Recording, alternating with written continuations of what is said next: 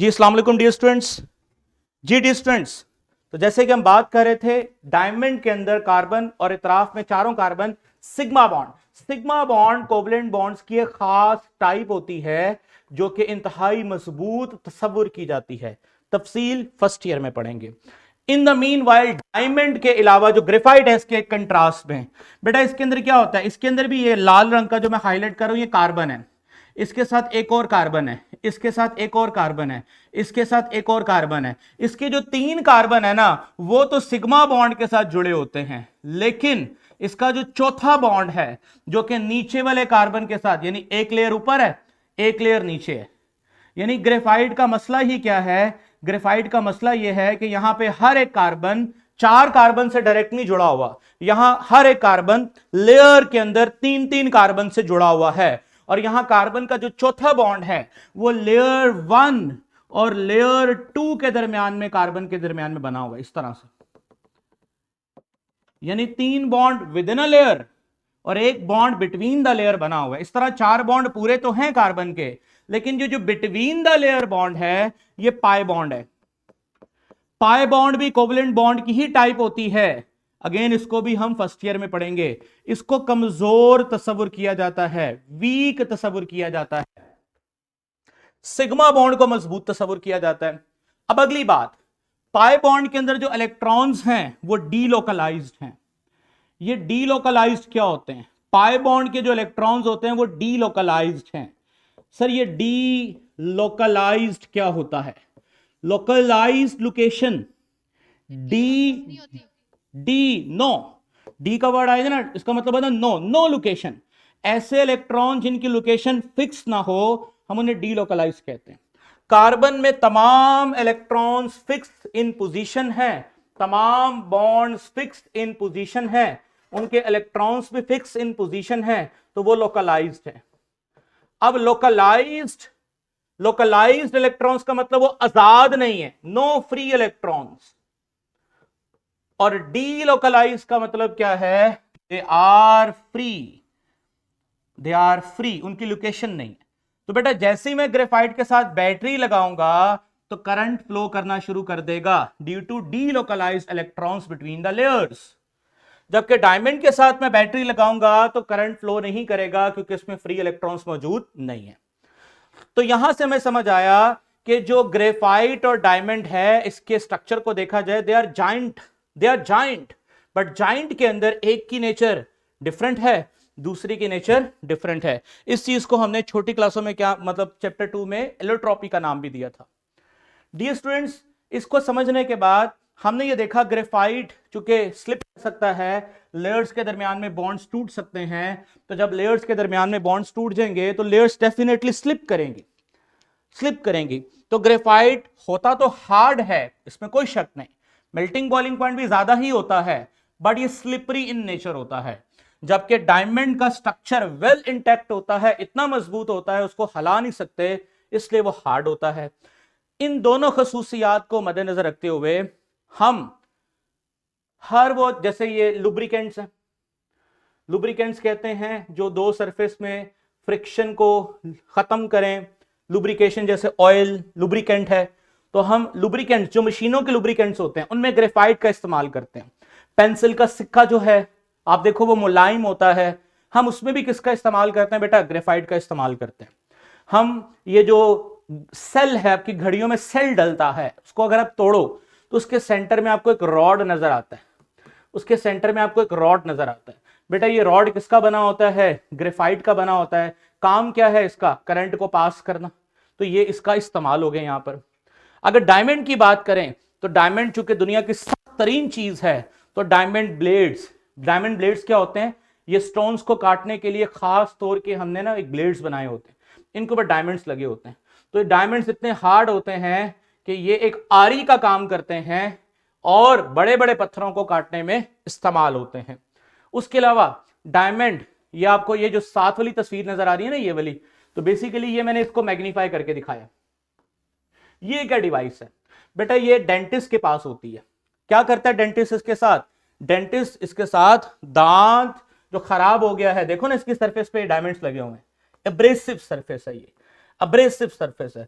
तो दांत को पाउडर बनाना हो, यानी दांत खराब है उसको तोड़ना हो, क्रश करना हो, तो ये हमारे पास जो डायमंड बर्ड्स, यानी कहते हैं diamond birds, these are diamond birds and use in dentistry. Okay, ये इसका यूज है। तो ये बेटा मैंने कुछ पॉइंट्स लिखे हैं, इनको आप सब बच्चे पढ़ लें। ये वही तमाम बातें हैं जो मैंने अभी आपके साथ डिस्कस की हैं। कोई भी पॉइंट इसमें से नहीं समझ आया तो मुझे बताइएगा। इसके बाद फिर हमने जाना है डेटिव कोवलेंट बॉन्ड की तरफ। जी शाबाश, ये 4 पॉइंट्स पढ़ लें। शाबाश।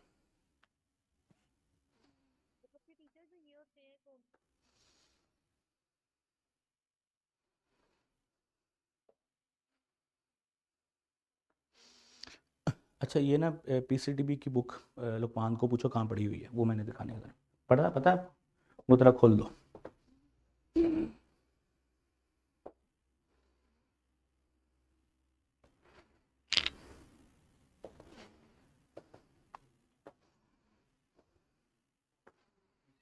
जी जी।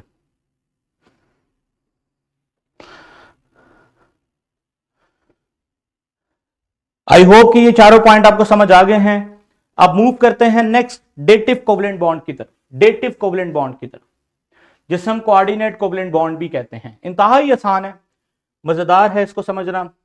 देखिए बेटा, कभी कभार केमिस्ट्री में ऐसा होता है, जैसे कि ऐसे एलिमेंट्स की कॉम्बिनेशन होती है, जैसे बोरोन एंड फ्लोरीन। बोरोन का ताल्लुक थर्ड ग्रुप से है, फ्लोरीन का ताल्लुक सेवेंथ ग्रुप से है। तो मुझे पता है बोरोन के बाहर वाले शेल में 3 इलेक्ट्रॉन होंगे और फ्लोरीन के बाहर वाले शेल में 7 इलेक्ट्रॉन होंगे। और अगर मैंने इनको कंबाइन करना है, बोरोन और फ्लोरीन को, तो इनका स्ट्रक्चर कुछ ऐसा बनेगा, B F F and F. शाबाश बेटा, रेड वाले इलेक्ट्रॉन्स बोरोन को शो कर रहे हैं, और जो ब्लैक वाले इलेक्ट्रॉन है बेटा, जो क्रॉस के साथ मैंने लगाए हैं, वो किसको शो कर रहे हैं? फ्लोरीन को शो कर रहे हैं। आप में से सारे बच्चे अब इस काबिल हैं कि वो ये जज कर सकते हैं कि सर फ्लोरीन तो स्टेबल है, इसमें कोई शक नहीं, फ्लोरीन तो स्टेबल है, क्योंकि फ्लोरीन के पास 7 थे, उसने बोरोन के साथ एक शेयर करके बॉन्ड बना के अपने आप को स्टेबल कर लिया। फ्लोरीन भी stable, fluorine stable, fluorine stable. क्या बोरोन खुद स्टेबल है?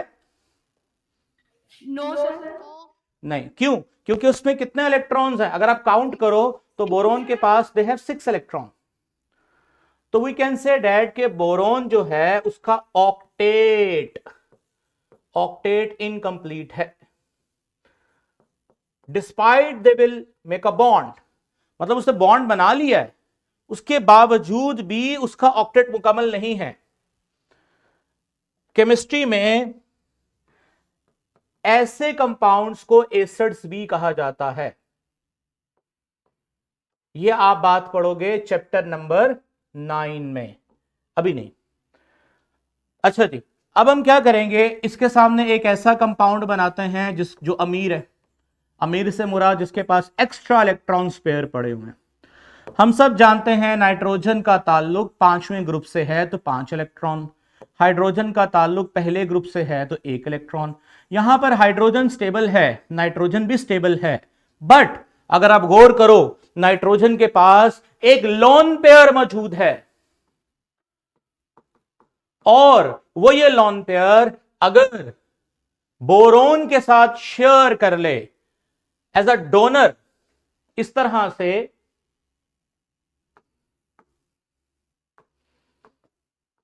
कि ये दोनों इलेक्ट्रॉन्स इस्तेमाल नाइट्रोजन भी करेगा, बोरोन भी करेगा, तो इस तरह नाइट्रोजन तो स्टेबल था, अभी भी है, क्योंकि ये दोनों इलेक्ट्रॉन्स का इस्तेमाल नाइट्रोजन भी कर रहा है, बट इसका इस्तेमाल अब बोरोन भी करेगा। तो बोरोन के पास 8 इलेक्ट्रॉन आ गए, तो बोरोन क्या हो गया? स्टेबल हो गया। इसको हम बोलते हैं कोऑर्डिनेट कोवलेंट बॉन्ड, जिसमें एक स्पीशी डोनर होती है और एक स्पीशी एक्सेप्टर होती है। जी किड्स एजुकेयर गर्ल्स, क्या क्वेश्चन आपका? जी क्या क्वेश्चन आपका? किड्स एजुकेयर गर्ल्स, क्या क्वेश्चन आपका? सर आपने ट्यूसडे वाले लेक्चर में जब बोरॉन का स्ट्रक्चर बनाया था, वो तो आपने ट्राइगोनल शेप बनाई थी। जी, यहां पर भी ट्राइगोनल शेप ही बनेगी, बट चूंकि मैं एक फॉर्मल स्ट्रक्चर बना रहा हूं, इसमें बिल्कुल आपने ठीक हाईलाइट किया और ठीक ऑब्जर्व किया कि ये जो बोरोन का स्ट्रक्चर बना है, यहां पर तो मैंने एक फ्लैट स्ट्रक्चर बनाया है, लेकिन ये होगा ट्राइगोनल ही, लेकिन ट्राइगोनल शेप ही होगी, मैं इसको एडमिट करता हूं, लेकिन मैं स्ट्रक्चर ऐसे बनाया कि आपको समझाने में आसानी हो जाए। Okay okay, coordinate covalent bond समझ आ गया? चलें, अब मुझे जल्दी से बताइए, ये चीज आगे मैं आपको दिखाता हूं। ये चीज मैंने ये दोबारा बनाई है, ठीक है जी। यहां पर ये बॉक्स क्या शो करता है? शाबाश, यहां पर ये बॉक्स क्या शो करता है? उसने उससे दो ले ली। सर इसकी आउटर शेल एम्प्टी है। एम्प्टी नहीं कहना भाई, इनकम्प्लीट, सॉरी सर। डेफिशिएंट। क्या कहना है आपने? इलेक्ट्रॉन डेफिशिएंट, सही है जी। और ये क्रॉस क्या शो कर रहे हैं? इसके पास क्या मौजूद है? Lone pair. अच्छा, बिल्कुल सही बोला। ये एरो क्या शो कर रहा है? उसने अपने इलेक्ट्रॉन्स डोनेट किए हैं। एरो का हेड शो कर रहा है किस तरह? एरो का हेड शो करता है, एरो का हेड शो करता है किस तरफ इलेक्ट्रॉन गए, एरो की टेल शो करती है किस तरफ से गए। यानी हेड होगा, जिस तरफ हेड होगा वो होगा रिसीवर, और हमारे पास जो टेल है जिस तरफ, वो है डोनर, ठीक है। अच्छा जी, एक चीज और बता दूं आपको बेटा, इस चीज को ना, हाँ एक्सेप्टर कह दो, रिसीवर को एक्सेप्टर कह दो। याद रखें, ये मैं निशानियां बता रहा हूं आपको, ये प्लस गलत लगा हुआ, प्लस नहीं आता यहां पर, निशानियां बता रहा हूं आपको कि जो कोऑर्डिनेट कोवेलेंट बॉन्ड बनाते हैं हम उसको एक ब्रैकेट में लिखते हैं, स्क्वायर ब्रैकेट में, स्क्वायर ब्रैकेट में लिखते हैं उन्हें, ठीक है जी। ये निशानियां बता रहा हूं, और इसे हम एडक्ट कहते हैं, एडक्ट। क्यों कहते हैं इसको एडक्ट? शाबाश, एडक्ट का वर्ड निकला है एडिशन से। क्यों बोला इसको एडिशन? क्योंकि दो मॉलिक्यूल्स ने बॉन्ड बना के अपने स्ट्रक्चर को ऐड कर लिया, that's why they also called adduct, ठीक है ना, एडक्ट भी कहते हैं। ओके, चलें कुछ और एग्जांपल्स देखते हैं। शाबाश बेटा, जल्दी से बताइए, ये किसका स्ट्रक्चर है? फुल स्क्रीन करें, ये किसका स्ट्रक्चर है? ऑब्वियसली वाटर का स्ट्रक्चर है। इसके सामने क्या पड़ा है? H plus. And what is meant by H plus? Hydrogen के पास एक प्रोटॉन होता है, एक इलेक्ट्रॉन होता था।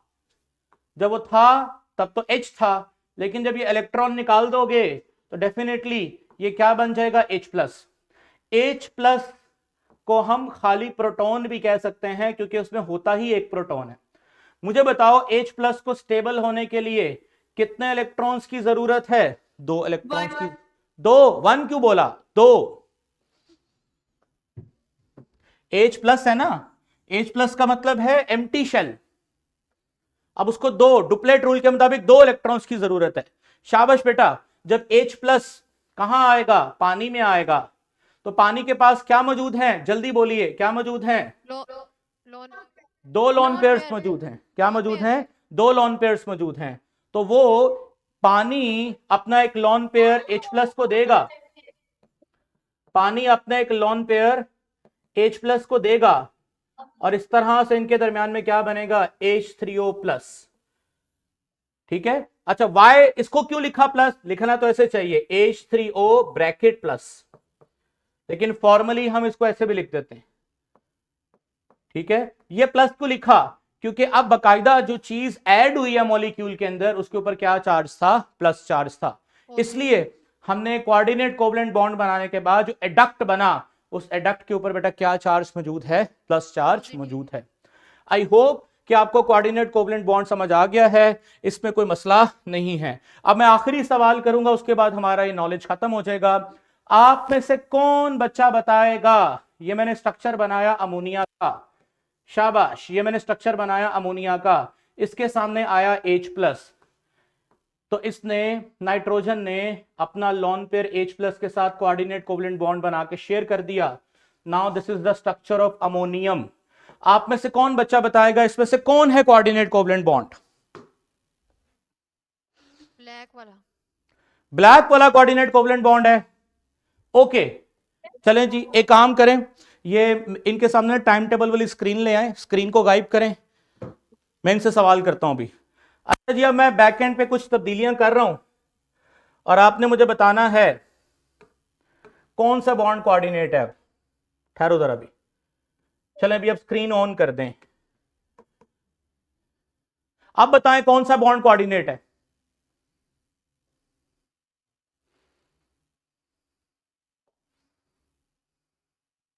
शाबाश, कोई हाथ सर, खड़ा कर। जी जी। अब तो सारे बराबर हो गए हैं। अब सारे बराबर हो गए हैं। लिटिल स्टार मॉडल स्कूल ने हाथ खड़ा किया। सबसे पहले ये बताएंगे आप। जी एन और किसी भी एन और एच के दरमियान बन सकता है।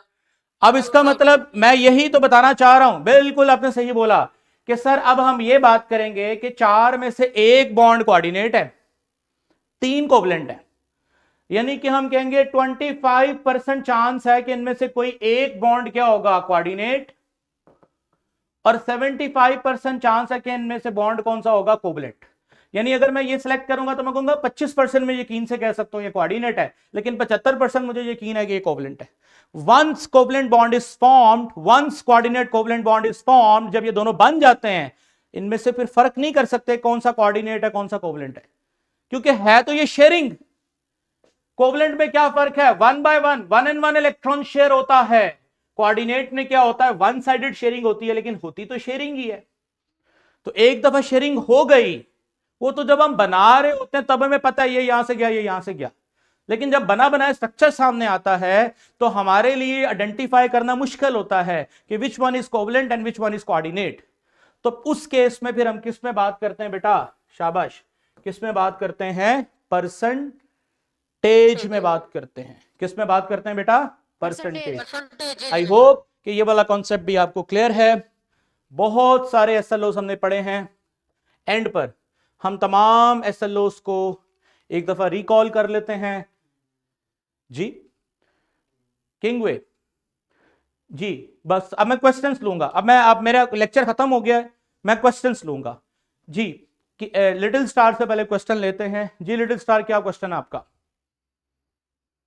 तो ये जो आपने अडक्ट बनाई है NH3 और BF3 की, काइंडली वो स्लाइड खोलिएगा सर। अच्छा जी, आप इसकी बात कर रहे हैं? यस सर, दिस वन जी। अब इसमें नाइट्रोजन की इलेक्ट्रॉन एक्टिविटी ज्यादा है, बोरोन की इलेक्ट्रॉन एक्टिविटी कम है जी और इलेक्ट्रॉन्स आर ट्रांसफरिंग, जिस तरह हमने पोल्स जनरेट किए थे पोलर कोवलेंट जी, बिल्कुल ऐसे ही बॉन्ड के अंदर। जी जी ऐसे ही इसमें वो पोल वही होगा। जनरेट होने के बाद बाकी मॉलिक्यूल्स में इंटरेक्शन क्रिएट करेंगे या नहीं? इसमें तो कोई शक नहीं ना। ये आप वो बात कर रहे हैं जो हम बच्चों के साथ डिस्कस करते हैं, लेकिन हमें अगर मुझे ऐसे सिमुलेशन मिल जाए तो मैं जरूर बच्चों से डिस्कस करूंगा। बॉन्ड कोई भी है, चाहे कोऑर्डिनेट है चाहे कोवलेंट है, उसके अंदर पोलैरिटी का तो इफेक्ट होगा ही होगा। हम तो चूंकि अभी शेयरिंग ही पढ़ा रहे हैं ना, नाइट्रोजन से बोरोन की तरफ इलेक्ट्रॉन का पेयर गया, इसमें कोई शक नहीं कि नाइट्रोजन ने बोरोन को इलेक्ट्रॉन का पेयर दिया तो होगा, लेकिन देने के बाद कब्जा अब तक ही रखा होगा, क्योंकि उसकी इलेक्ट्रोनेगेटिविटी ज्यादा है और बोरोन की इलेक्ट्रोनेगेटिविटी कम है। इसमें कोई शक नहीं कि ये थोड़ा सा नाइट्रोजन की तरफ ही होगा और पोलैरिटी भी इंड्यूस होगी यहां पर, लेकिन चूंकि वो हम अभी थोड़ा सा इस चीज को फर्स्ट ईयर में डिस्कस करना है, ये एसएलओ बकायदा फर्स्ट ईयर के अंदर है। ठीक है sir, okay sir, thank you. Kingway school, आपका क्या क्वेश्चन है? वालेकुम सलाम।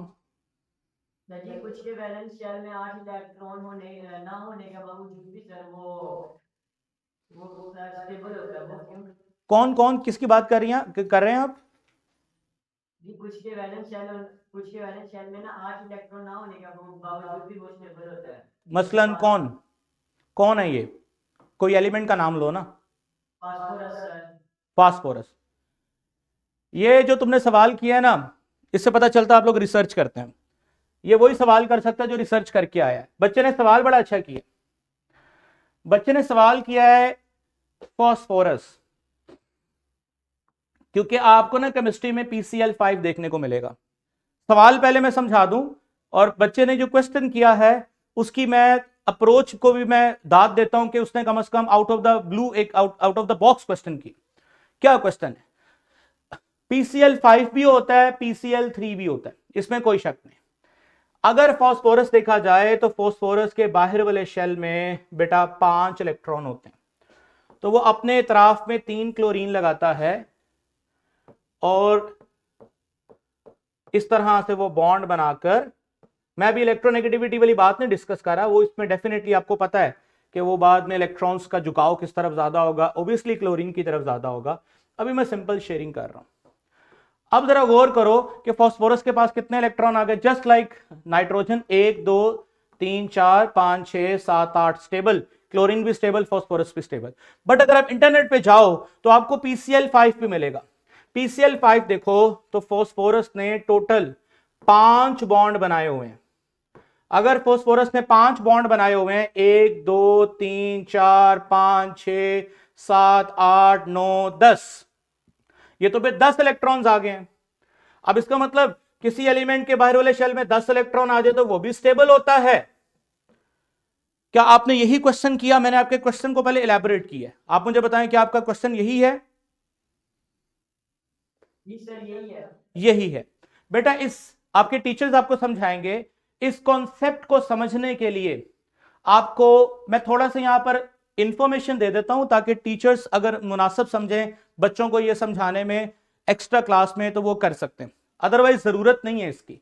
वो एक्स्ट्रा कंसेप्ट क्या है देखें बेटा, 1s2 2s2 2p6 3s2 3p3, ये क्या है? ये इलेक्ट्रॉनिक कॉन्फ़िगरेशन है। आपके टीचर्स थोड़ा सा वक्त निकाल के आपको ये एक्स्ट्रा समझाएंगे। ये डिटेल कंसेप्ट है, ये आना तो वैसे फर्स्ट ईयर में, लेकिन तुमने सवाल किया तो मैं थोड़ा बहुत जवाब जरूर दूंगा।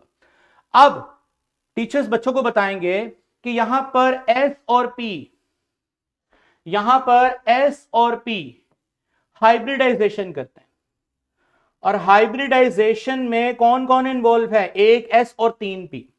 जब S और P की हाइब्रिडाइजेशन होती है तो 4 ऑर्बिटल बनते हैं। कौन से वाले 4 ऑर्बिटल बनते हैं? sp3 sp3 sp3 sp3। जब ये 4 ऑर्बिटल्स बनते हैं तो इनको भरने के लिए टोटल 8 इलेक्ट्रॉन्स चाहिए होते हैं, और 8 इलेक्ट्रॉन फास्फोरस को तब चाहिए जब वो S और P के थ्रू बॉन्ड बनाएगा और तब स्ट्रक्चर बनेगा PCl3। लेकिन कुछ केसेस में ऐसा होता है, टीचर्स इस चीज को अच्छे से बच्चों को समझा सकते हैं एक्स्ट्रा टाइम के अंदर, कि 3p के बाद 3d भी होता है। 3d सिफर, 3d में कोई इलेक्ट्रॉन नहीं होता, लेकिन एक इलेक्ट्रॉन S से निकलकर D में आ जाता है, जंप करता है। उस केस में एक इलेक्ट्रॉन S में अवेलेबल होगा, 3 इलेक्ट्रॉन P में अवेलेबल होंगे और 1 इलेक्ट्रॉन D में अवेलेबल होगा। अब जो हाइब्रिडाइजेशन होती है वो होती है sp3d। जब sp3d हाइब्रिडाइजेशन आती है तो D के आने का मतलब है अब ये ट्रांजिशन एलिमेंट्स की कैरेक्टरिस्टिक्स को फॉलो करेगा। जब ये ट्रांजिशन एलिमेंट्स की कैरेक्टरिस्टिक्स को फॉलो करेगा तो ट्रांजिशन एलिमेंट्स की कैरेक्टरिस्टिक्स में ऑक्टेट रूल फॉलो करना नहीं है, वो फिर तमाम इलेक्ट्रॉन्स को पेयर करते हैं, और इन 5 को पेयर करने के लिए फिर 5 बॉन्ड बनाने पड़ेंगे, तो बाहर वाले शेल में 10 इलेक्ट्रॉन आ जाएंगे। ये ना इसकी तफसील से मैंने वजह बताई है, इसका जिक्र फर्स्ट ईयर में आना है, लेकिन चूंकि आपने क्वेश्चन किया है यहां पर कि PCl5 और PCl3, यहां पर तो ऑक्टेट रूल फॉलो नहीं हो रहा, यहां पर हो रहा है, तो मैंने टीचर्स को ये सारा बता दिया है, वो आपको इसको डिटेल से एक्सप्लेन कर देंगे। और किसी का कोई क्वेश्चन? JTN स्कूल रहीम यार खान, क्या क्वेश्चन है आपका? सर जी जी। कहा था कि दो एलिमेंट्स के दरमियान अगर इलेक्ट्रोनेगेटिविटी डिफरेंस 1.9 से ज्यादा होगा तो वो आयनिक कंपाउंड होंगे, जी, अगर कम होगा तो वो कोवेलेंट बॉन्ड होंगे। Polar covalent. हाँ, पोलर कोवेलेंट होंगे। जी, लेकिन प्रीवियस 9th की बुक में 1.7 वैल्यू दी हुई है। बहुत अच्छी बात किया आपने कि सर कहीं 1.7 डिफरेंस लिखा हुआ है, कहीं 1.9 लिखा हुआ है, कहीं 1.8 लिखा हुआ है। इसलिए मैंने कोवलेंट कंपाउंड को पहचानने की एक शर्त नहीं बताई, 2 शर्तें बताई। खाली इलेक्ट्रोनेगेटिविटी डिफरेंस से नहीं हम बता सकते, हमें दूसरी शर्त भी देखनी पड़ती है। दूसरी शर्त क्या है कि एक एंड पर मेटल होना चाहिए और दूसरे एंड पर बेटा क्या होना चाहिए? Non metal. मेटल और नॉन मेटल के केस में जब ये दूसरी शर्त भी पूरी होगी तो उस केस में कंपाउंड आयनिक होता है। इसकी डिटेल रीजन आप फर्स्ट ईयर में पढ़ोगे जब आप डाइपोल मोमेंट का कॉन्सेप्ट सीखोगे। अभी चूंकि हमारे एसएलओ में वो है नहीं है, लेकिन इंशाल्लाह फर्स्ट ईयर में इसकी मजीद तफसील बताएंगे। अब बात रही तो आप 1.7 को भी गलत नहीं कह सकते, 1.9 को भी गलत नहीं कह सकते, क्योंकि मैंने आपको 1.9 वाली भी एग्जांपल एक ऐसी दी थी जैसे HF 2.1 4.0 डिफरेंस आया था 1.9। सर अगर ये डिफरेंस 1.9 है तो उसको आयनिक होना चाहिए, बट ये आयनिक नहीं है क्योंकि इसमें H भी नॉन मेटल है, फ्लोरीन भी नॉन मेटल है, यानी दूसरी शर्त पूरी नहीं होती, इसलिए हम इसको कहां रखेंगे, पोलर कोवलेंट में। तो यही मैं आपको बता रहा हूं कि 1.7 हो 1.9 हो, अकेला इलेक्ट्रोनेगेटिविटी का डिफरेंस ये डिसाइड नहीं करता कि कंपाउंड आयनिक है कि नहीं, दूसरी शर्त भी देखनी पड़ती है। Okay okay I think so आपके तमाम क्वेश्चंस को मैंने डील कर लिया है। इंशाल्लाह कल 4.4 नॉलेज को हम शुरू करेंगे, जिसमें मेटल्स और इन बातों को हम शुरू करेंगे। आज के लेक्चर में इतना ही। अभी बायो का लेक्चर स्टार्ट होने वाला आपका, तो इसके मौजूद जो वर्कशीट हैं, जो क्वेश्चन बैंक हैं, वो सारे चैप्टर के ऑलरेडी मैं ग्रुप में दे चुका हूं लिंक के थ्रू, आप उनको अब सॉल्व करें। कल मैं पहले क्वेश्चंस भी लूंगा आपके और देन फिर हम आगे चलेंगे। जी कोई क्वेश्चन तो नहीं करना? ओके जी, थैंक यू जी, अल्लाह हाफिज।